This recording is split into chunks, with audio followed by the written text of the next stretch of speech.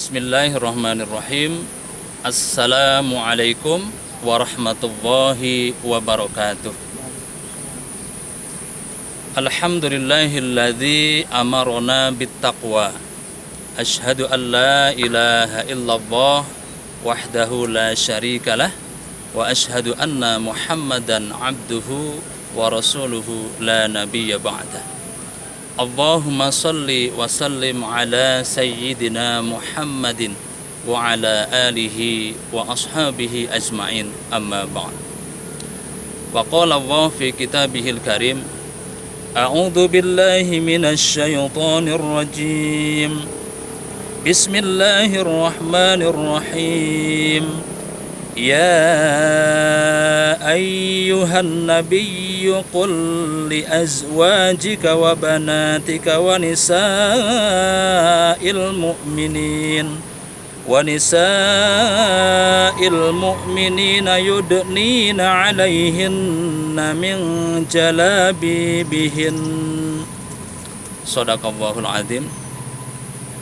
Sahabat-sahabatku yuk ngaji yang dirahmati oleh Allah Subhanahu wa ta'ala. Alhamdulillah pada saat ini kita bisa bertemu kembali dalam kajian Islam, bagaimana kita sebagai umat Islam wajib terus melaksanakan perintah Allah, thalabul ilmi. Semoga kita semuanya mendapatkan ilmu yang bermanfaat. Pada kesempatan yang berbahagia ini, materinya adalah tentang pakaian. Jilbabku, pakaianku. Ini materi yang sangat menarik, sebab memang ada sebagian kaum muslimin atau sebagian wanita muslimah yang merasa atau punya keyakinan bahwa pakaian itu urusan pribadi, urusan dia. Mau pakai kerudung atau tidak, terserah saya. Mau berjilbab atau tidak, terserah saya. Sehingga ketika ada orang yang mengingatkan tentang wajibnya berjilbab, tentang wajibnya berkerudung, maka mereka kemudian bukan menerima, tetapi malah menolak peringatan tersebut. Gitu. Mau gualah, gitu katanya. Padahal sebagai umat Islam tentunya kita satu sama lain wajib hukumnya untuk saling mengingatkan atau beramar ma'ruf nahi mungkar. Nah, terkait dengan kewajiban berkerudung dan berjilbab ini, sebagaimana kita ketahui bahwasanya Islam ini adalah agama yang sempurna, yang mengatur segala aspek kehidupan, termasuk diantaranya mengatur hubungan manusia dengan dirinya terkait dengan malbusat, tentang pakaian. Karena memang kita setiap hari tidak terlepas dari pakaian.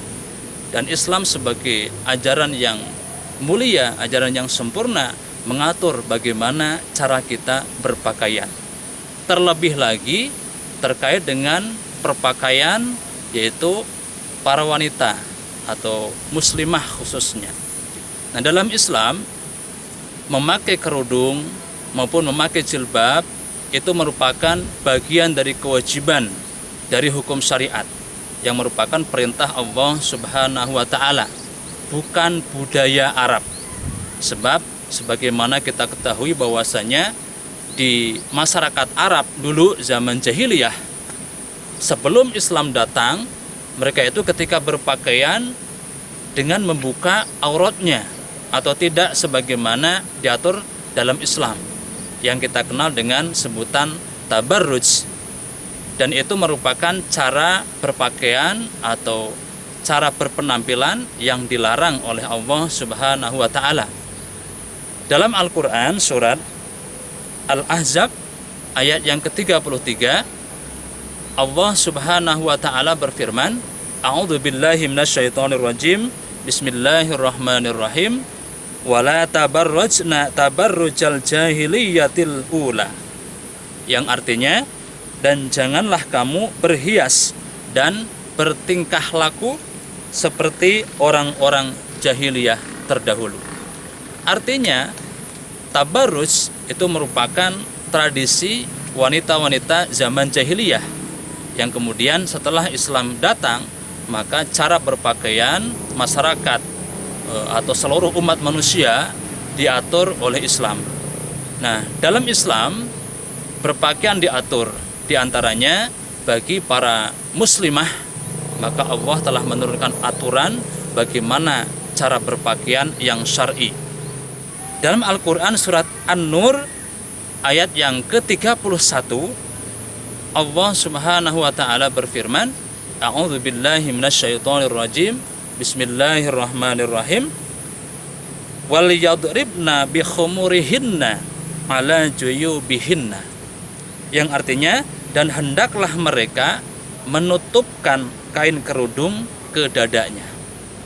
Nah, ayat ini merupakan perintah dari Allah bahwa para wanita wajib hukumnya menggunakan khimar atau kerudung. Yang kerudung itu dipakai menutup kepala, kemudian sampai menutup leher dan dada. Dengan kata lain, kerudung yang syar'i itu kerudung yang cukup panjang, yang besar, sehingga bisa menutup kepala, leher, dan kemudian sampai menutup dada.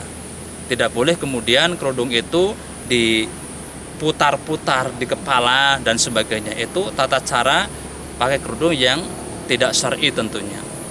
Nah, selain kewajiban untuk menggunakan khimar atau kerudung, juga dalam Islam para wanita muslimah itu diwajibkan untuk memakai jilbab. Nah, dalam Al-Quran surat Al-Ahzab ayat yang ke-59, Allah Subhanahu wa taala berfirman, A'udzu billahi minasyaitonir rajim. Bismillahirrahmanirrahim.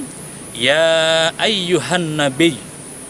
Dengan jelas di sini Allah menyeru kepada Nabi Muhammad sallallahu alaihi wasallam, wahai nabi, qul li azwajika, katakanlah, perintahkanlah kepada istri-istrimu, wa banatika, dan perintahkanlah kepada anak-anak perempuanmu, wa nisa'il mu'minin, dan perintahkanlah kepada seluruh wanita yang beriman, yudnina alaihinna min jalabibihinna, hendaklah mereka menutupkan jilbabnya ke seluruh tubuh mereka. Sehingga menurut ayat ini bahwa mempergunakan jilbab bagi wanita muslimah hukumnya adalah wajib, yaitu pakaian yang menutup aurat wanita dari atas sampai ke bawah, sampai menutup kaki. Karena aurat bagi wanita itu adalah seluruh tubuhnya kecuali muka dan telapak tangan. Makanya bagian atas wanita muslimah wajib hukumnya mempergunakan khimar atau kerudung yang syar'i. Kemudian untuk bagian ke bawahnya sampai menutup kaki, maka wajib mempergunakan jilbab. Nah, itu merupakan kewajiban yang syar'i dari Allah Subhanahu wa taala yang harus dilaksanakan oleh para wanita muslimah. Nah, apabila kemudian ada wanita muslimah yang kemudian melanggar aturan ini, maka mereka telah berbuat maksiat kepada Allah, berbuat dosa kepada Allah. Maka tentunya bagi kaum muslimin wajib hukumnya untuk saling mengingatkan. Terlebih lagi bagi para walinya, bapaknya, terus saudaranya, atau kakak, adik maupun keponakannya, maka harus mengingatkan. Nah, juga yang lainnya, tetangganya, masyarakatnya, terlebih lagi kemudian para ustadznya, para ulamanya, maka wajib terus menyampaikan tentang kewajiban menggunakan khimar dan jilbab tadi.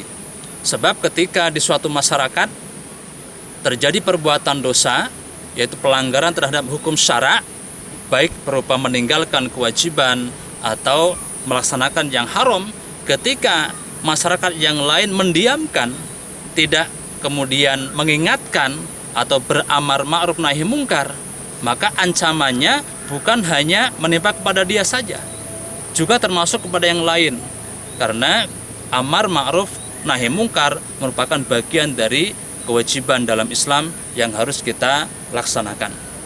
Oleh karena itu, marilah kita sebagai umat Islam menjadi umat Islam yang taat, menjalankan syariat, melaksanakan apapun yang Allah perintahkan dan menjauhi apapun yang Allah larang, sehingga kita mendapatkan ridha Allah Subhanahu wa taala. Demikian.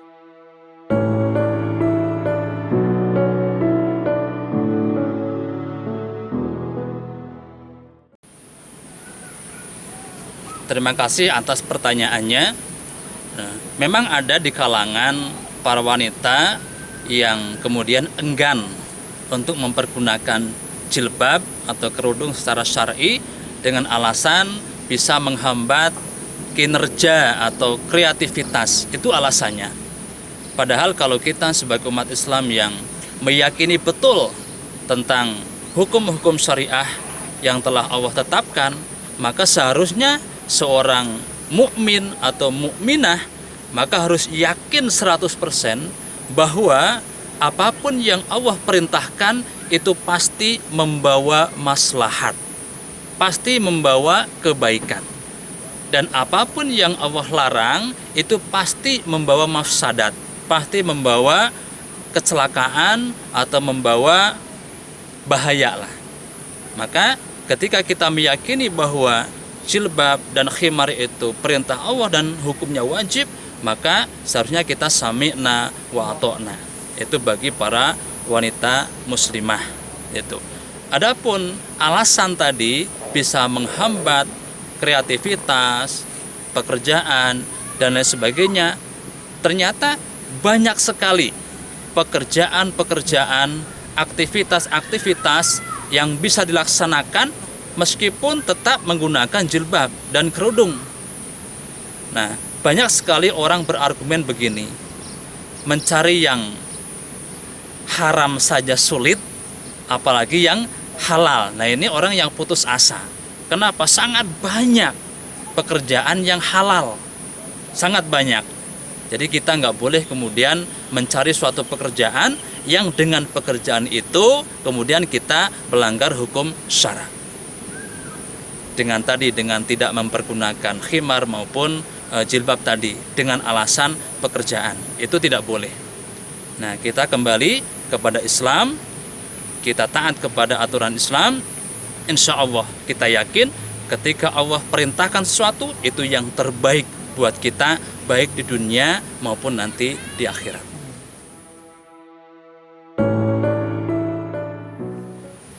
Baik, ada juga sebagian kalangan kaum muslimin yang boleh dibilang orang-orang liberal lah, meskipun mereka mengaku dirinya sebagai umat Islam, tetapi mereka tidak mau kemudian terikat dengan hukum Islam, sehingga mencari argumen-argumen agar pendapat mereka itu bisa dibenarkan, meskipun secara dalil bertentangan dengan hukum syariah.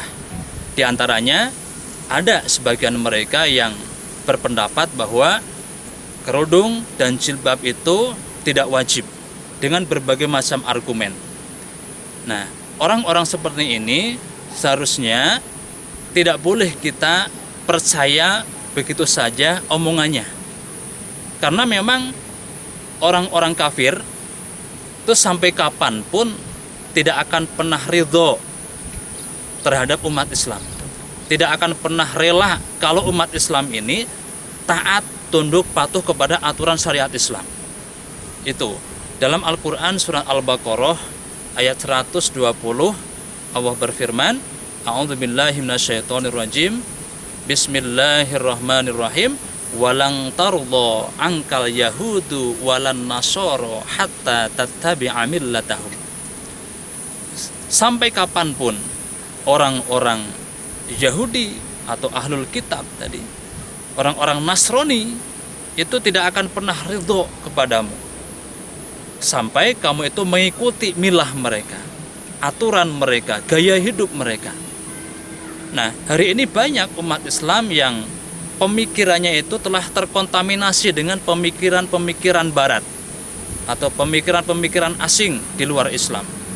Sehingga bagaimana cara mereka untuk memurtadkan umat Islam, Nah, ketika mereka kemudian sulit untuk memurtadkan umat Islam, maka mereka merubah pola pikir umat Islam agar sesuai dengan pola pikir mereka.